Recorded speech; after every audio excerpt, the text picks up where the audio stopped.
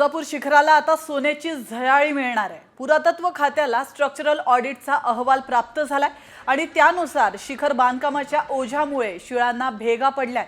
परिणामी सिमेंटचे जाड आवरण काढून आता पुरातन स्वरूपातील शिखर बांधकाम आणि त्यावर सोन्याचे आवरण देण्यात येणार आहे। समितीचे विश्वस्त आमदार राणा जगजित सिंग पाटील यांनी बुधवारी ही माहिती दिली आहे। कुलस्वामिनी तुळजाभवानी देवी मंदिराचं प्राचीन शिखर चुना आणि जुन्या विटांपासून तयार करण्यात आलंय।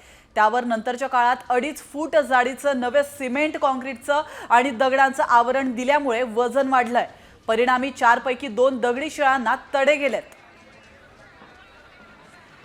तर आपण महत्त्वाची बातमी पाहतोय। तुळजापुरातील तुळजाभवानी मंदिरातील शिखराला आता सोन्याची झळाळी प्राप्त होणार आहे।